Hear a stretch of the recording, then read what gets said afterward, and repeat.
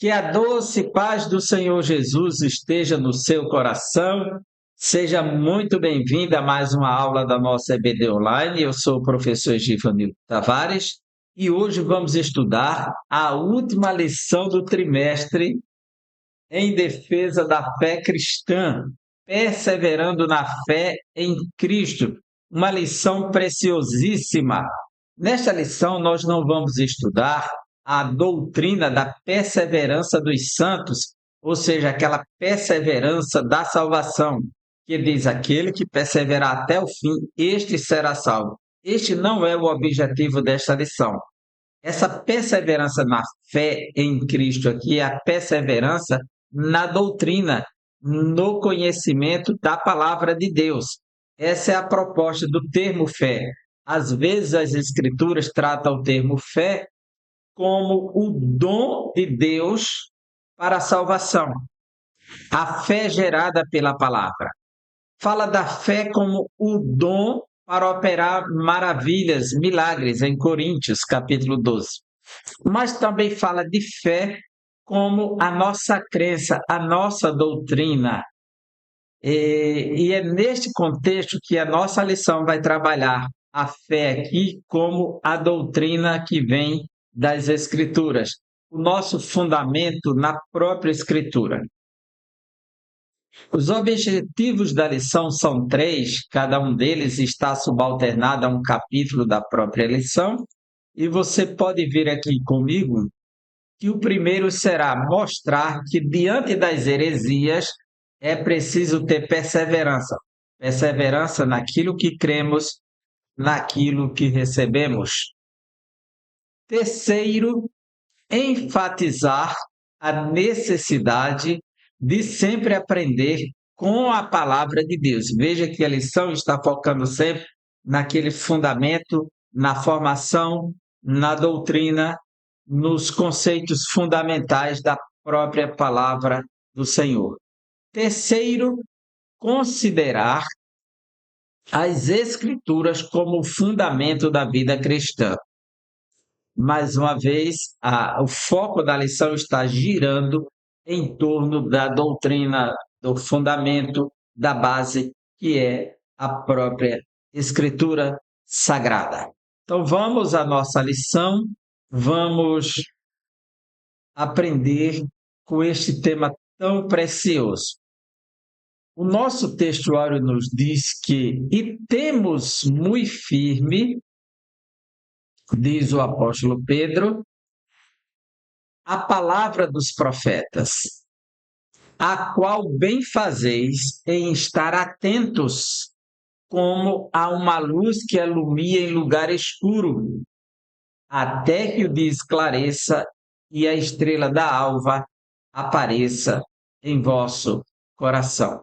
O apóstolo Pedro está doutrinando a igreja, as igrejas da Ásia, da Bitínia, as igrejas da Capadócia. Ele escreveu essa carta para mostrar que aquilo que ele ensinou não foi baseado em fábulas, não foi baseado em lendas, mas justamente na própria experiência que ele teve como apóstolo, que ouviu a voz de Deus dizendo: este é o meu filho em quem tenho prazer. E ele viu no Monte Santo como a glória de Deus se revelou a Cristo, e isso estava profetizado. Então ele disse que tem por firmeza, e temos muito firme, com grande firmeza, a palavra dos profetas.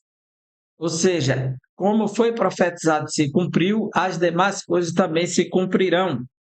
E essa questão está aqui, olha, 2 Pedro, capítulo 1, que começa dizendo assim: Simão Pedro, servo e apóstolo de Jesus Cristo, e aos que conosco obtiveram fé igualmente preciosa na justiça do nosso Deus e Salvador Jesus Cristo. Versículo 12. E por esta razão sempre estarei pronto para trazer-vos lembrados acerca destas coisas, embora estejais certos da verdade, já presentes convosco e nela confirmados. Versículo 16: porque não vos demos a conhecer o poder e a vinda de nosso Senhor Jesus Cristo, seguindo fábulas engenhosamente inventadas, mas nós mesmos fomos testemunhas oculares da sua majestade. Versículo 16, né? O 17. Pois ele, Cristo, recebeu da parte de Deus Pai honra e glória, quando pela glória excelsa lhe foi enviada a seguinte voz: este é o meu filho amado em quem me comprazo. Ora, esta voz vinda do céu, nós a ouvimos quando estávamos com ele no Monte Santo. Temos assim tanto mais confirmada a palavra profética, e fazeis bem em atendê-la como a uma candeia que brilha em lugar tenebroso, até que o dia clareie e a estrela da alva nasça em vosso coração. Olha o que o apóstolo está dizendo.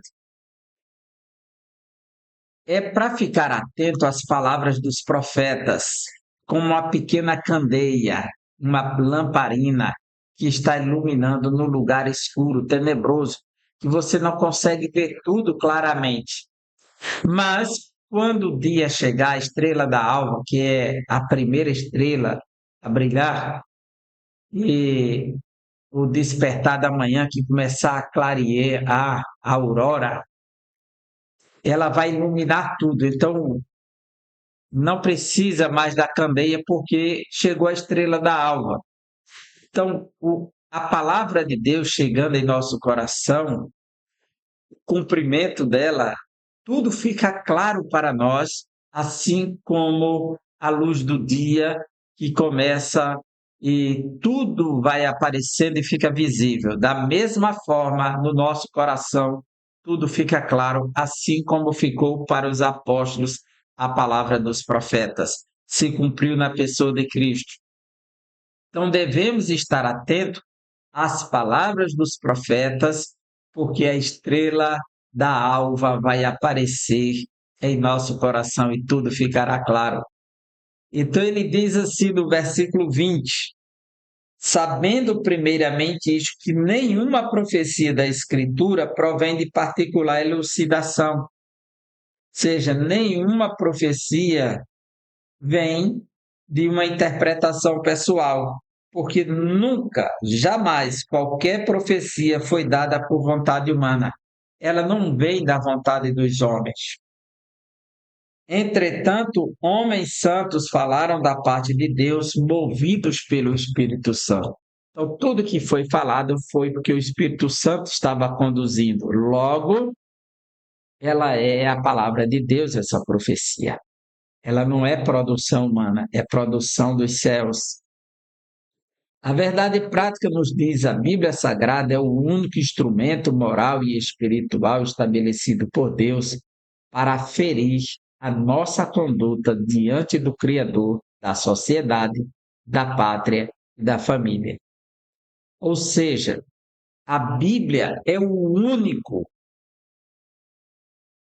instrumento moral para determinar os padrões morais, éticos do cristianismo, espiritual, ou seja, por isso que não podemos confiar em qualquer experiência subjetiva, visão, revelação nova que alguém está tendo nesse momento, para orientar a igreja espiritualmente. Deus quer que a igreja faça assim. Ele me disse. Essa visão subjetiva e nova não pode ser o padrão de orientação de uma igreja. A igreja precisa ser orientada pela palavra. O que a palavra nos diz? O fundamento da igreja está nas escrituras. Então, o padrão ético, moral, espiritual, estabelecido por Deus, é esse. Alguém chegar e dizer: o seu comportamento, Deus me revelou que ele está errado e precisa ser assim. Espera aí. Deus precisa revelar o comportamento de alguém para dizer o que vai ser e como vai ser agora? Olha, como você deve se comportar. Não, as Escrituras já estabelecem os padrões normativos. O nosso padrão aferidor está na própria Escritura, da questão ética, moral e espiritual. E, a menos que o Senhor revele de forma subjetiva para alguém, né? Clareando para ele aonde está o erro.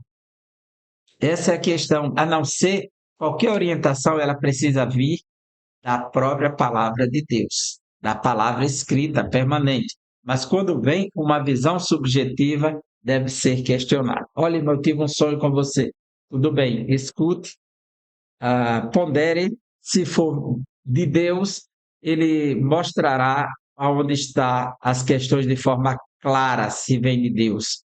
Ela vem clareando e será como uma estrela da alva iluminando. A não ser, pondere se esse sonho está de acordo com as Escrituras.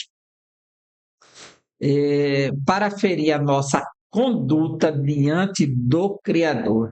Quer dizer, o que Deus espera de mim, minha forma de andar, a minha conduta, é se eu estou de acordo com a palavra deles.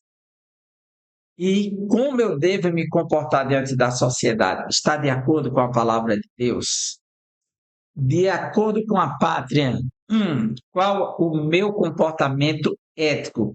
Que a igreja precisa ensinar quais os padrões ideais de um cristão, para que o cristão não se envolva movido por ideais e ideologias políticas e se envolva em rascadas, como pessoas têm feito e hoje está vivendo um momento de um grande dilema, porque confiou no sistema de tal maneira que se entregou e agiu de forma indevida e agora tem que arcar com a responsabilidade.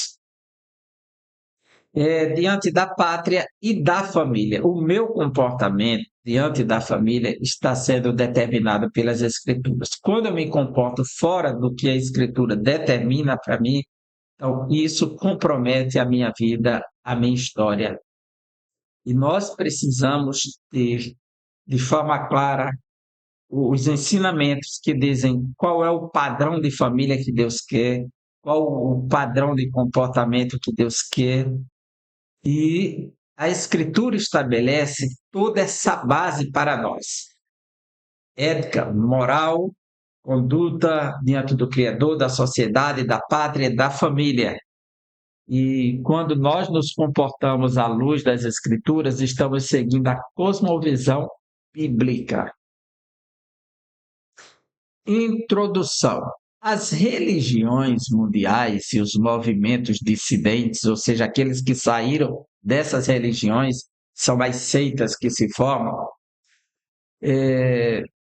possuem diversos escritos sagrados. É comum, se você for olhar para o universo religioso, cada religião tem o seu livro sagrado. Os budistas têm a Tripitaka, os três cestos, o islamismo tem o Alcorão, o hinduísmo tem o livro dos Vedas, tem os cantos do Bhagavad Gita, e entre outros, Mahabharatas, e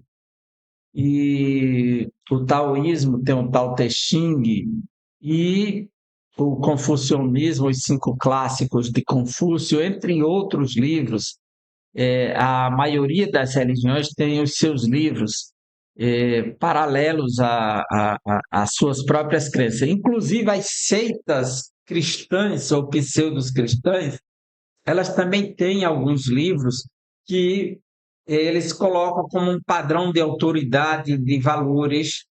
Nós podemos, no meio do cristianismo, qualquer um escrever livros sobre doutrina, ética, princípios, mas nenhum livro tem o valor das Escrituras. Quando você tem livros de visões e revelações que têm o valor das Escrituras, então você já segue padrões fora do cristianismo tradicional, como acontece com algumas seitas pseudo-cristãs. No cristianismo, a fonte de autoridade é a Bíblia Sagrada. A autoridade bíblica deriva sua origem em Deus e o que nos permite chamar a Bíblia de a palavra de Deus. Isso encerra a superioridade das Escrituras, porque ela é a palavra de Deus.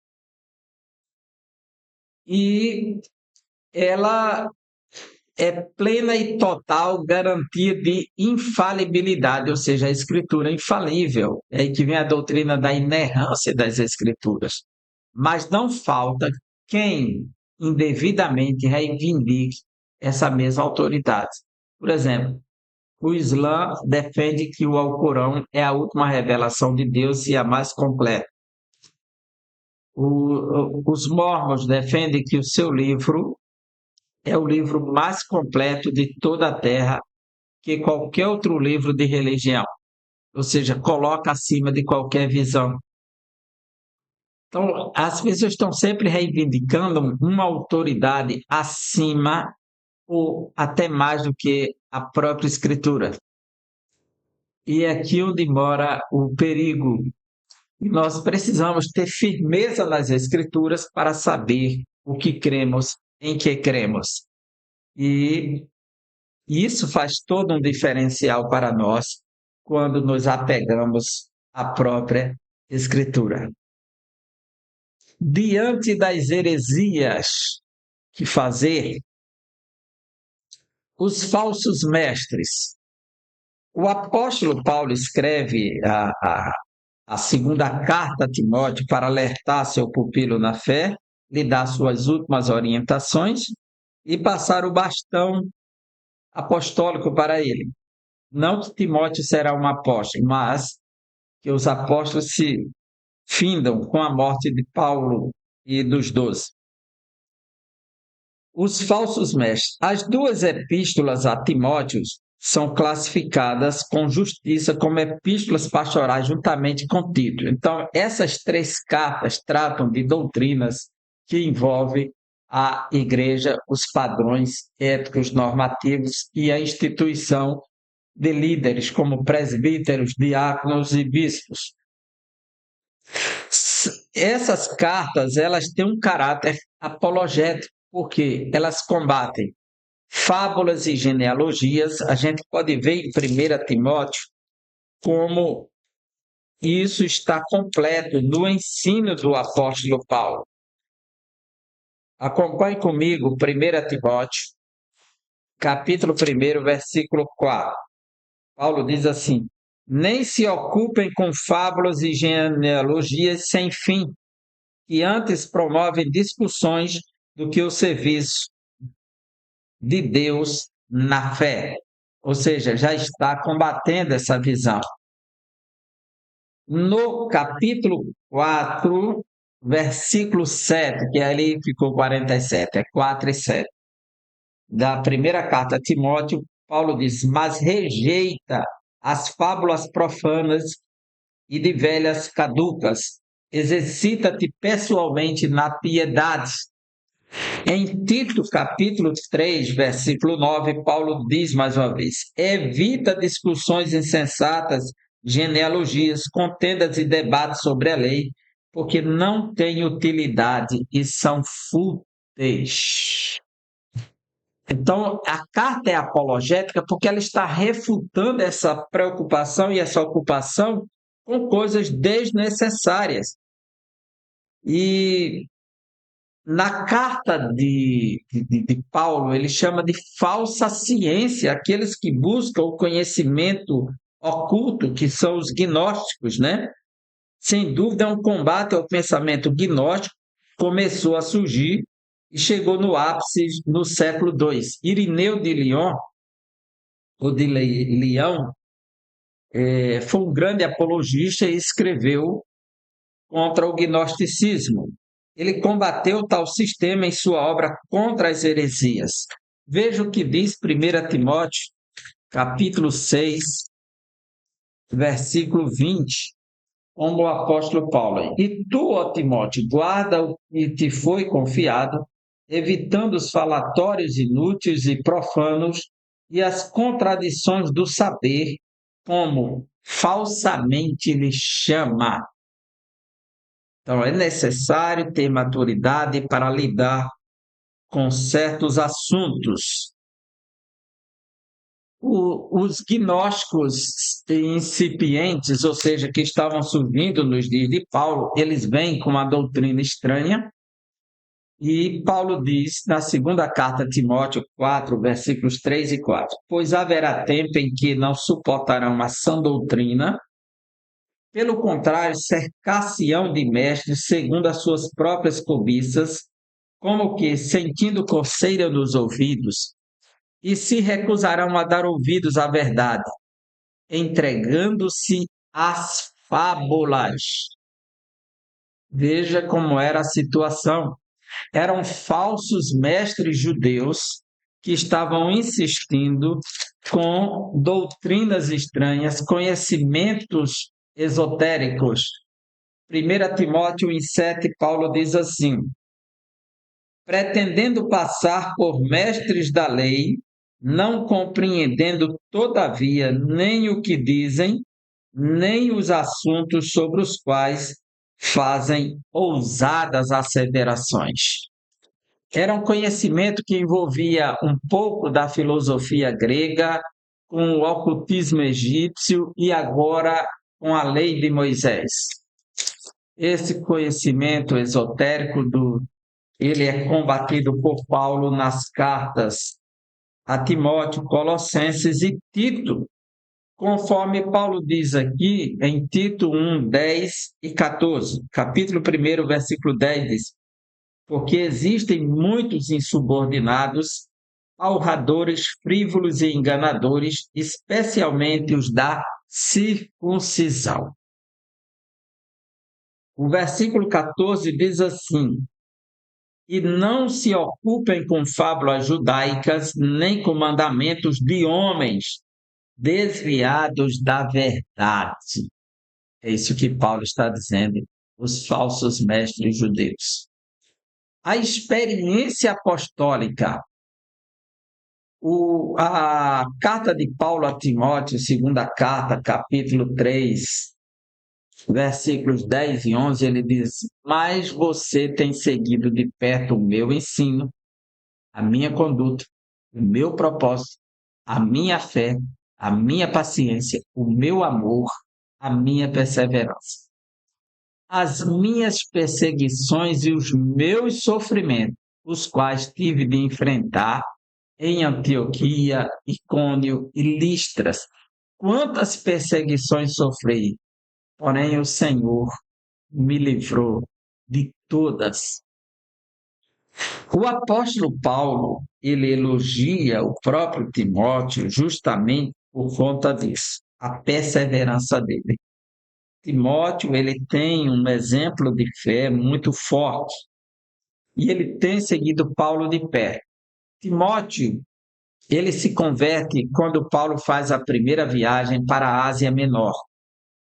No entanto, ele vai seguir Paulo somente a partir da segunda viagem missionária. Mas o texto nos faz entender que Timóteo ficou sabendo de tudo o que Paulo sofreu durante a primeira viagem, quando chegou em Icônio, Listra, Derbe. E Paulo pregou, ele foi perseguido, foi apedrejado, foi espancado. E tudo isso chegou ao conhecimento de Timóteo, que também se converte nessa primeira viagem missionária de Paulo. E Paulo, na segunda viagem, ele vai tomar Timóteo para conduzir ao seu lado em viagem.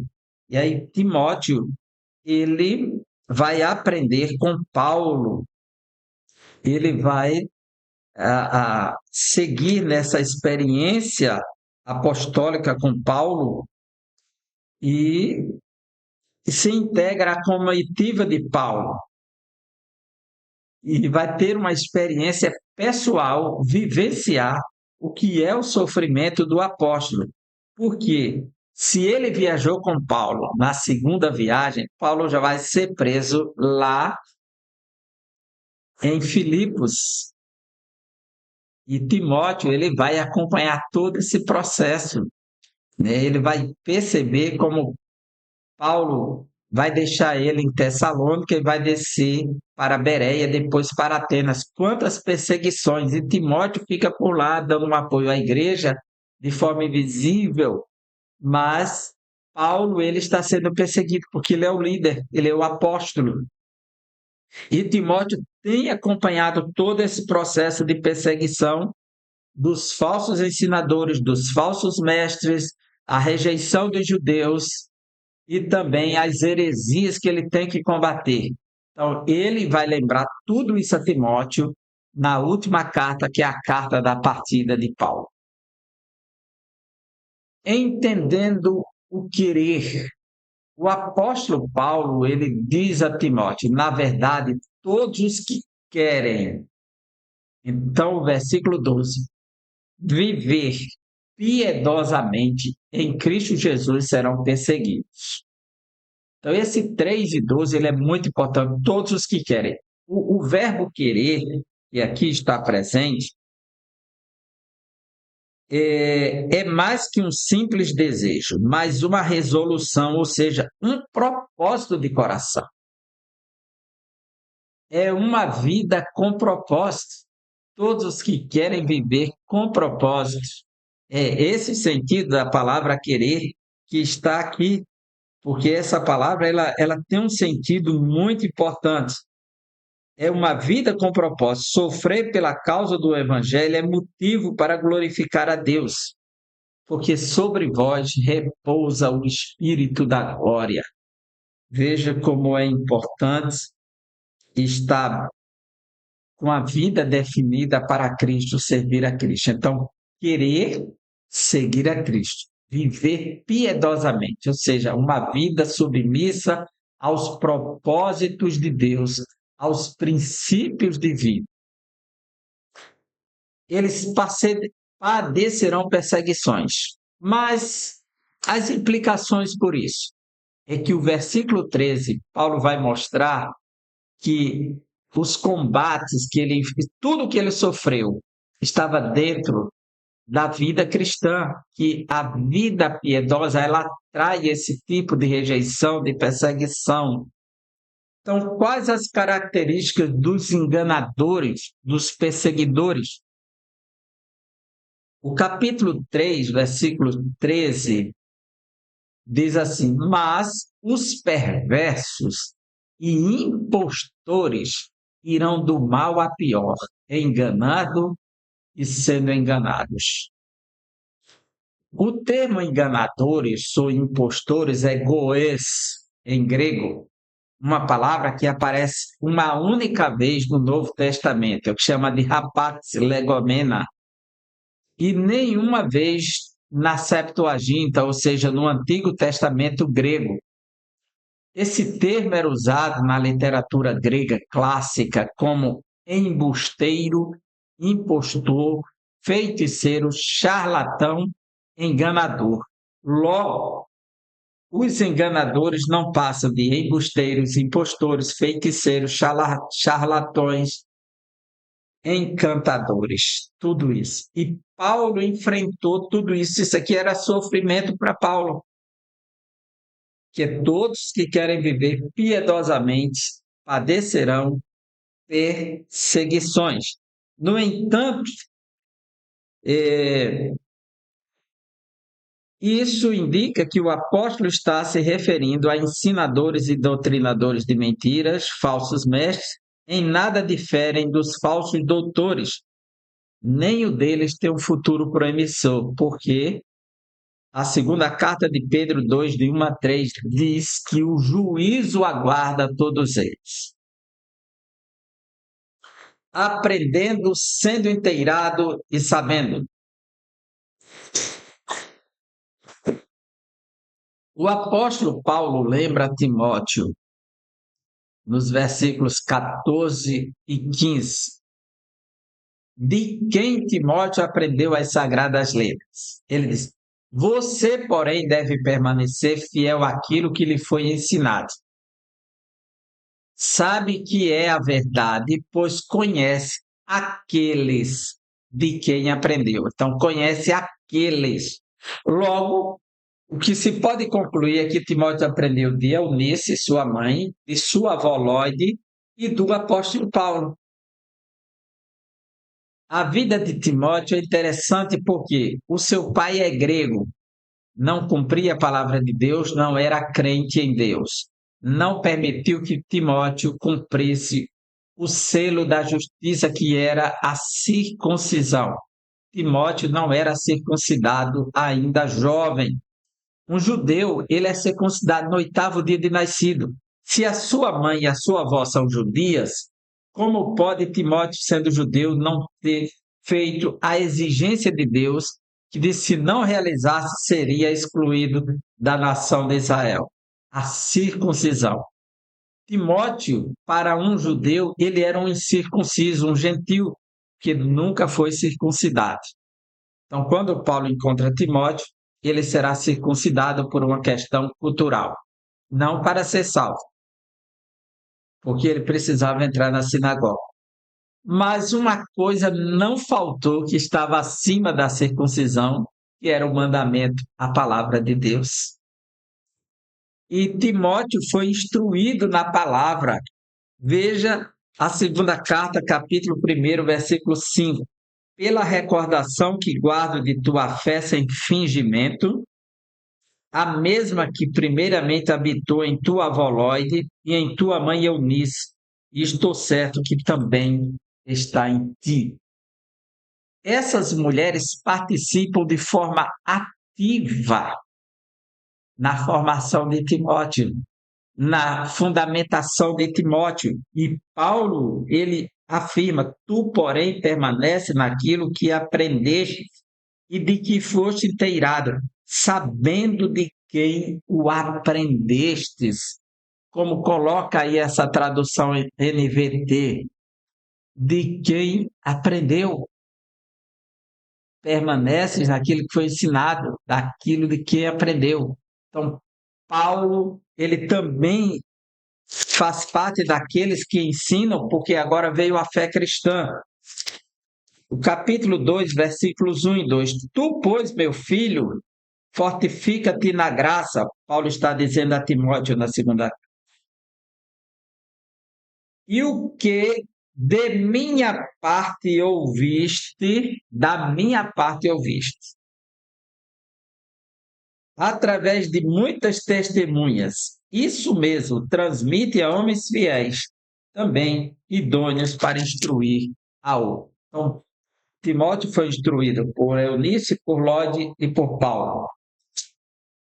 Isso é o que nos mostra permanecendo firme nas sagradas letras.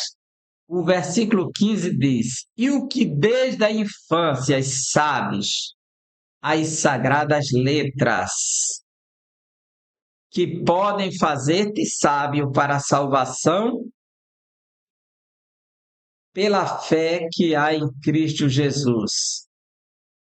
Olha só, que coisa interessante como Paulo ele confirma isso para Timóteo. Aquilo que aprendeu, ou seja, aquilo que acredita, aquilo que foi instruído, é a base. Veja como é interessante isso aqui. Como Paulo mostra isso para Timóteo. Nós passamos as características dos enganadores, de quem você aprendeu.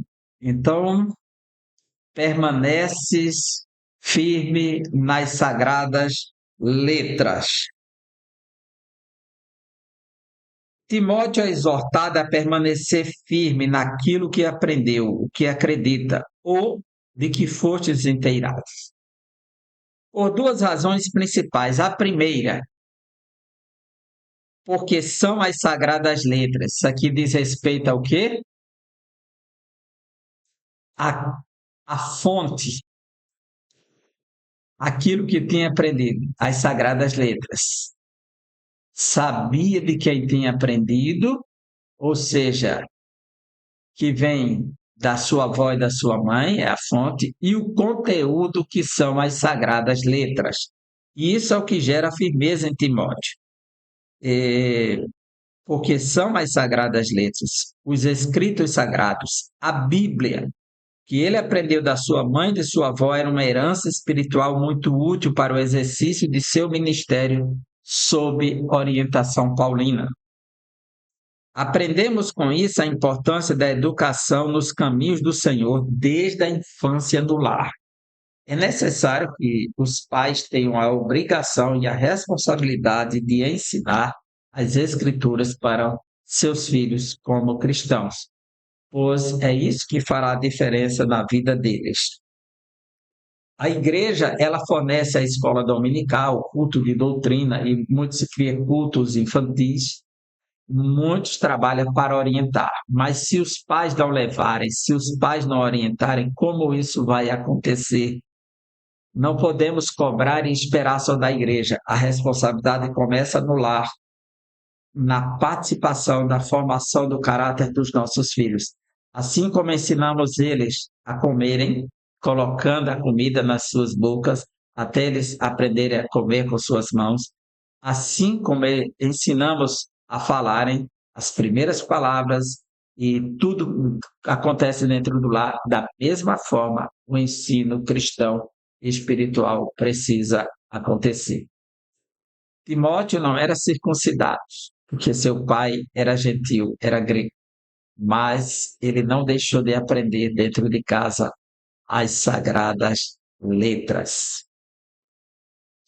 A Bíblia é divinamente inspirada. Esse é um termo muito importante das Escrituras, que aparece somente na segunda carta a Timóteo. Paulo diz que toda a Escritura é divinamente inspirada. Está escrito que toda a Escritura é inspirada por Deus. Toda. Então, passegrafê é o pneustos em grego. Toda Escritura é divinamente inspirada. Essa expressão teopneustos, teos é Deus.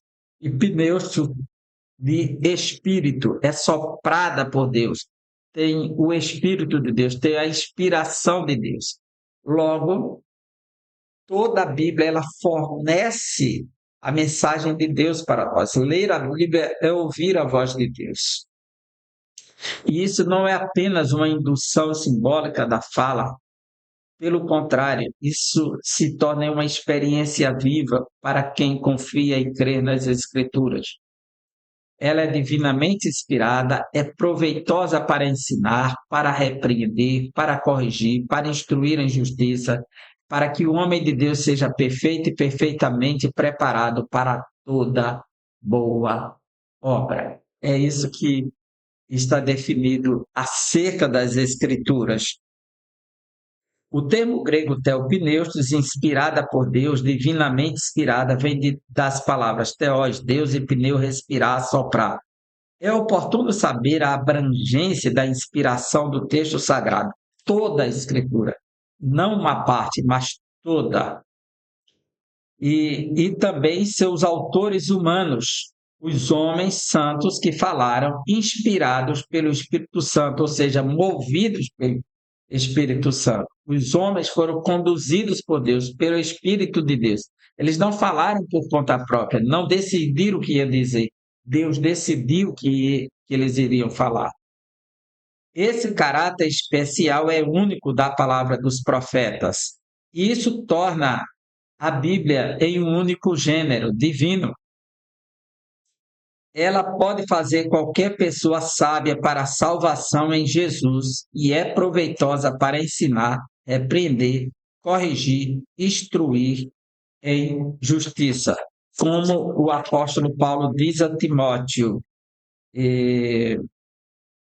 tu, porém, permanece daquilo que aprendeste e que foste inteirado, sabendo de que o tens aprendido, que desde a tua meninice sabes as sagradas letras que podem fazer-te sábio para a salvação pela fé que há em Cristo Jesus.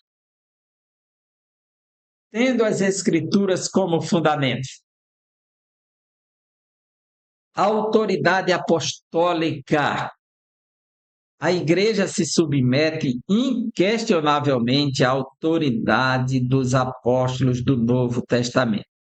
sabemos que essa é a vontade de Deus. Se os evangelhos de Mateus e Lucas, ou pelo menos um deles, são colocados no mesmo nível do Antigo Testamento, e da mesma forma as epístolas paulinas, como eles são colocados no mesmo nível das Escrituras. Você pode ver aqui que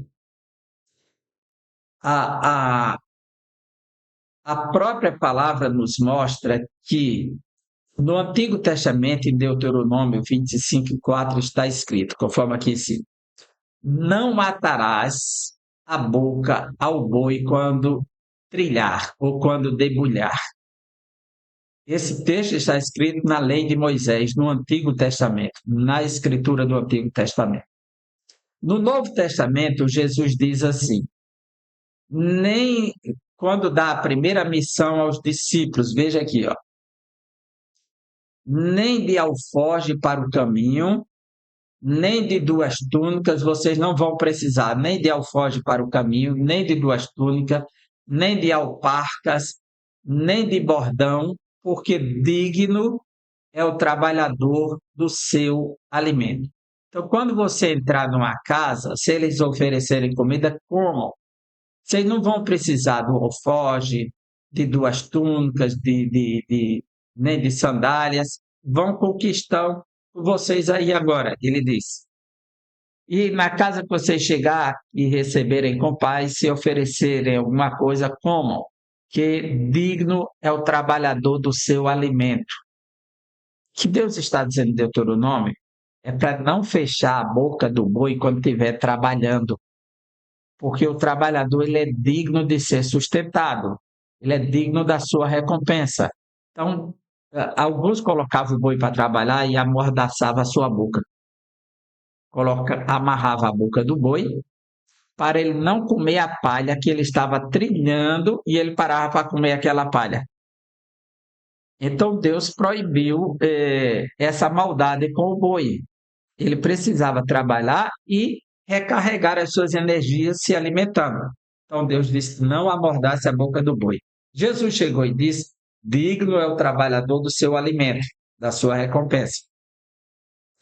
Paulo agora cita para Timóteo, porque diz a Escritura.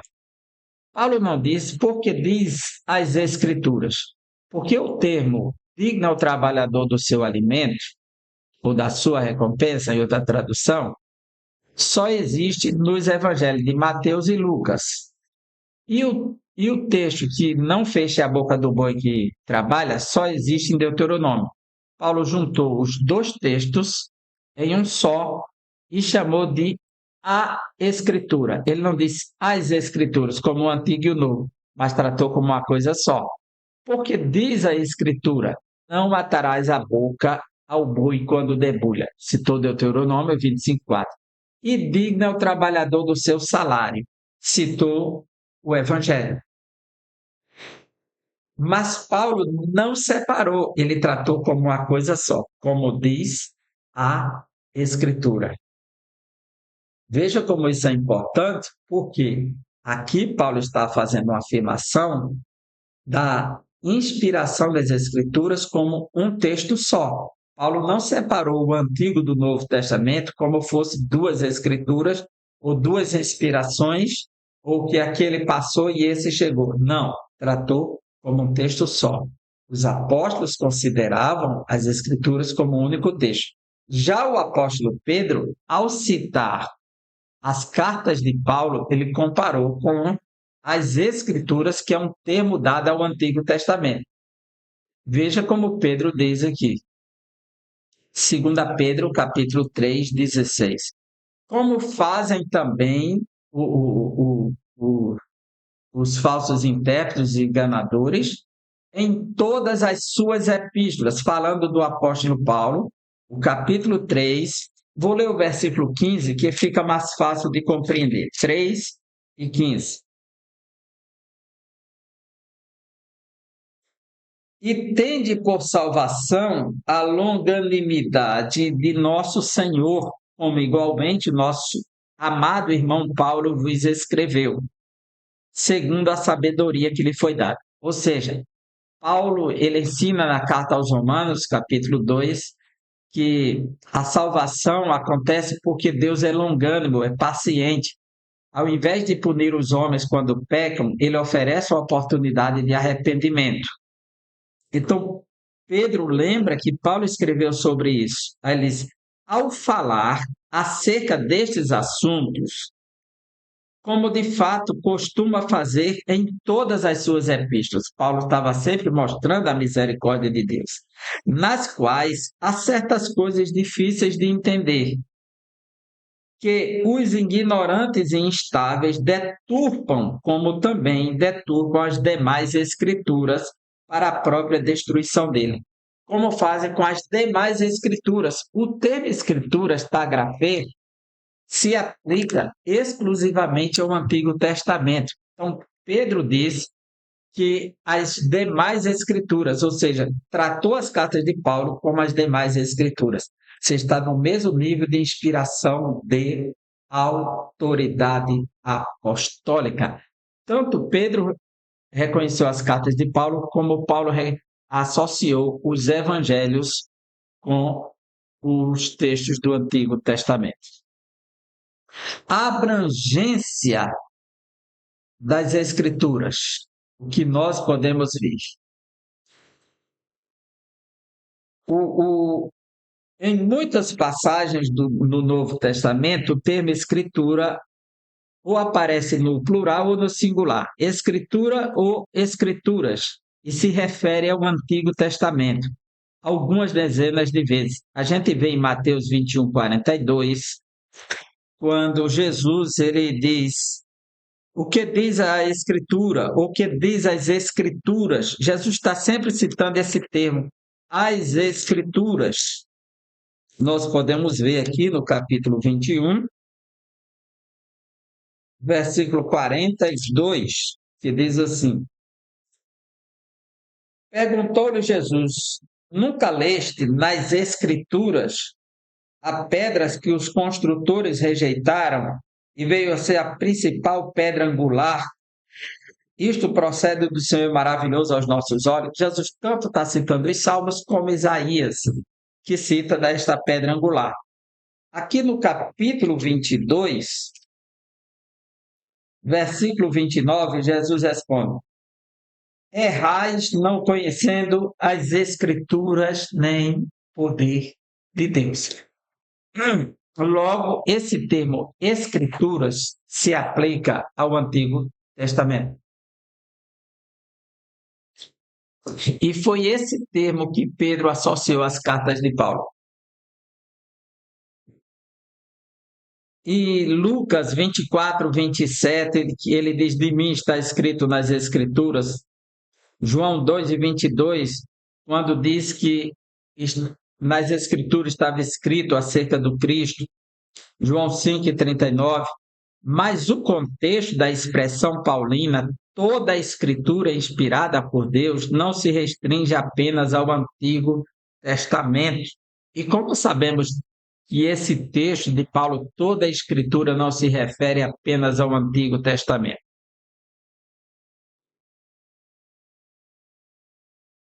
Porque a intenção do Espírito Santo é mostrar que se trata de todos os 66 livros da Bíblia.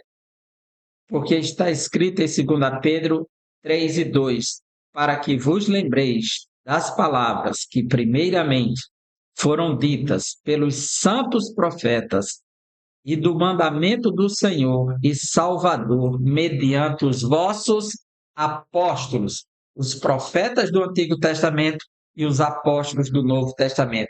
As palavras que foram ditas logo está nivelado que o grau de inspiração do Antigo e do Novo é o mesmo, que a autoridade da palavra é a mesma e precisa ser considerado tanto a palavra dos apóstolos quanto dos profetas, ou seja, dos profetas do Antigo e dos apóstolos do Novo Testamento. O manual de Deus. Os 4 propósitos da palavra. Paulo diz toda a escritura inspirada por Deus e, primeiro, útil para o ensino. Ou seja, ela educa o ser humano para a repreensão, ou seja, ela corrige as falhas humanas para a correção, ou seja, ela coloca agora o pé do camarada no caminho certo e para a educação na justiça, ou seja, para cumprir o que é certo. E por isso que é importante atentar. Veja como essa outra tradução diz assim: toda a escritura divinamente inspirada é proveitosa para ensinar, para redarguir, que é justamente a repreensão, para corrigir, veja, a correção, e para instruir na justiça, ou seja, educação na justiça, para praticar o que é certo. E qual o fim de tudo isso? A fim de que o servo de Deus seja perfeito e perfeitamente habilitado para toda boa obra, para que ele seja forjado como uma espada que é forjada pelo ferreiro, que pega a bigorna, pega o martelo, coloca a espada no fogo e começa a trabalhar ela até que esteja útil para toda boa obra, para toda guerra. Então, essa autoridade, ela vem da palavra de Deus, que é totalmente inspirada e que prepara o homem no ensino, na repreensão, na correção e na educação da justiça. Enfim, a Bíblia é um guia seguro para toda a humanidade, não é apenas para o cristianismo, para toda a humanidade. E não somente para a igreja, ela é a única revelação de Deus escrita para o ser humano e a fonte de autoridade espiritual para aferir a nossa conduta ética, moral e espiritual diante de Deus, da sociedade, da família. Trata-se de uma orientação segura para a vida humana, a nação de Israel e a igreja, bem como as exortações para o mundo, incluindo o aspecto político, social e religioso das nações. Confiemos nas Escrituras, perseveremos na fé em Cristo, na sã doutrina que nos foi entregue de uma vez por todas. Que Deus abençoe você, foi muito bom estarmos juntos nesse trimestre e te aguardo para o novo trimestre, onde vamos estudar sobre o Verbo de Deus, o Evangelho de João. Um grande abraço e até o próximo trimestre, se Deus assim nos permitir.